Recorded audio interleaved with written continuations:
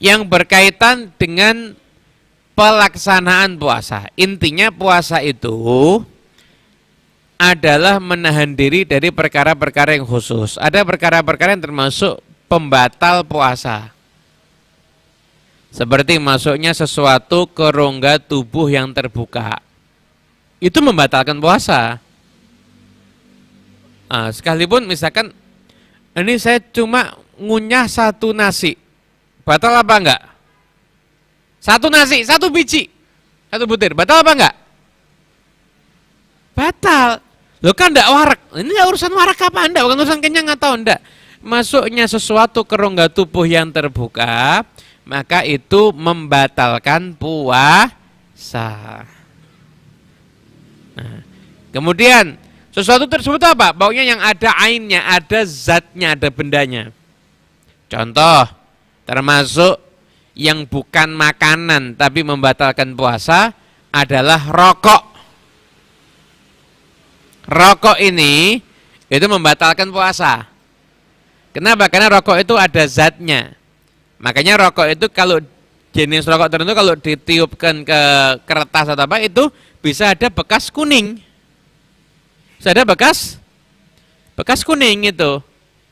Nah, itu berarti apa? Rokok itu ada zatnya. Kalau rokok itu diisep masuk dalam rongga tubuh yang terbuka, sekalipun setelah itu dikeluarkan lagi, nah tetap itu membatalkan puasa. Rokok nggak boleh. Rokok nggak boleh gitu. Atau kemudian misalkan seperti obat ya. Mungkin tahu enggak obatnya orang sesek? Nah, itu obat orang sesek yang dihirup itu bukan fix ya. Kalau fix itu kan ada aroma mentol yang dihirup. Ini enggak.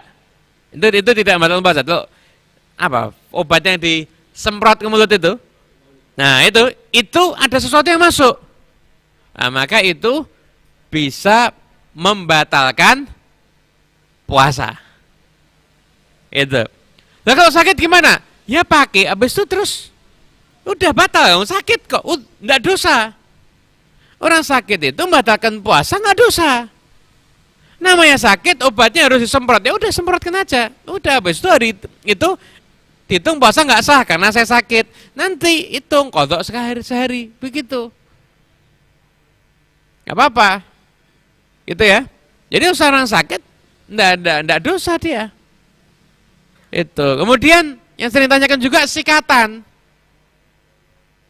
Sikatan tuh kalau pakai odol, jadi saya tidak menyarankan. Jadi apakah sikatan pakai odol membatalkan? Jadi bukan sikatannya membatalkan. Jadi yang membatalkan puasanya itu adalah ketika kamu sikatan pakai odol, maka di mulutmu ini ada benda asing. Ya kan odolnya itu kan. Jika benda asing ini bercampur dengan ludahmu dan kamu telan, maka jadinya itu membatalkan puasa. Menelan ludah sendiri itu nggak membatalkan puasa sebetulnya. Dengan catatan itu ludahnya sendiri dan murni, nggak tercampur dengan benda lain. Nah kalau ludahnya tercampur dengan benda lain, ya itu membatalkan puasa. Itu. Jadi sikatan itu tidak membatalkan puasa sikatannya, tapi kalau pakai odol rawan ludah tercampur dengan bekas odol dan bisa membatalkan puasa gitu. Dan juga yang nanya, nah kalau kumur puasanya batal apa enggak? Kalau kumurnya pakai degan apa kopi batal. Karena pasti kecampur. Nah, cuma kalau kumurnya jadi kalau kumur dalam koridor wudhu. Wudhu sunnah kumur berapa kali? Ya.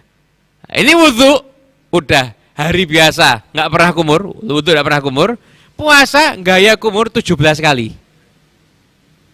Kumurnya nggak batal, tapi kalau dari kumur itu tertelan, maka bisa batal. Namun kalau kumurnya masih dalam koridor sunnah, kumur 3 kali dan sewajar, nggak sampai di gitu ya, nggak sampai di mubalaghah gitu. Kumurnya itu biasa, standar gitu. Nah, kalau seperti itu, maka sekalipun tertelan tidak sengaja, tapi masih koridor sunnah 3 kali itu dan tidak sampai mubalaghah, maka kumurnya tidak membatalkan puasa, bahkan kalau tertelan pun tidak membatalkan puasa. Ada itu mungkin perkara yang sering ditanyakan apabila di dalam puasa Ramadan. Termasuk juga bagaimana hukumnya kalau donor darah ketika puasa Ramadan mengeluarkan. Jadi perkara yang membatalkan puasa itu sesuatu yang masuk. Kalau yang keluar itu gak membatalkan puasa, donor darah ataupun bekam itu tidak membatalkan puasa, namun makruh karena bisa melemahkan tubuhnya orang yang berpuasa. Gitu. Adapun hukum suntik, maka para ulama berbeda pendapat. Nah, itu apabila suntiknya itu memasukkan sesuatu dan itu sifatnya seperti infus yang mengenyangkan, itu udah jelas itu membatalkan puasa. Itu walaupun ada juga ulama yang mengatakan, pokoknya asal masuk batal, ada yang bilang gitu, mutlak. Ada yang bilang, enggak, itu kan masuknya lewat pori-pori. Pori-pori bukan rongga yang terbuka, jadi enggak ada yang membatalkan puasa. Ada juga berpendapat begitu. Misalkan Anda ini pekerja dan Anda misalkan harus suntik karena untuk kepentingan untuk kepentingan dari urusan pekerjaan, ya udah suntik aja. Ikut pendapat yang tidak membatalkan puasa. Nanti setelah akhir Ramadan mungkin Anda bisa ihtiyat, udah yang pas hari saya suntik, saya ganti pas Anda puasa sunnah, sekalian Anda niatkan qadha puasa Ramadan. Gitu, itu juga merupakan penjelasan daripada hukum suntik ketika di bulan puasa. Begitu. Nah, kemudian pula yang berkaitan dengan permasalahan puasa, tadi sudah kita bahas. Niat sudah dibahas, sahur juga sudah dibahas, kemudian perkara yang membatalkan puasa yang harus dihindari saat berpuasa juga harus dibahas. Sudah dibahas, kemudian juga yaitu ada sekarang juga pembatal pahala puasa. Dalam puasa itu ada al-muftirat, artinya pembatal puasa, ada al-muhbitat, artinya pembatal pahala puasa. Puasa sah, tapi pahalanya hangus, hilang. Apa itu? 5 hal. Dusta, menggunjing, adu domba, kemudian sumpah palsu, kemudian memandang dengan syahwat. Sekalipun memandangnya itu kepada yang halal untuk dipandang. Memandangnya pada yang halal untuk dipandang. Seperti suami memandang istrinya sendiri. Halal apa enggak?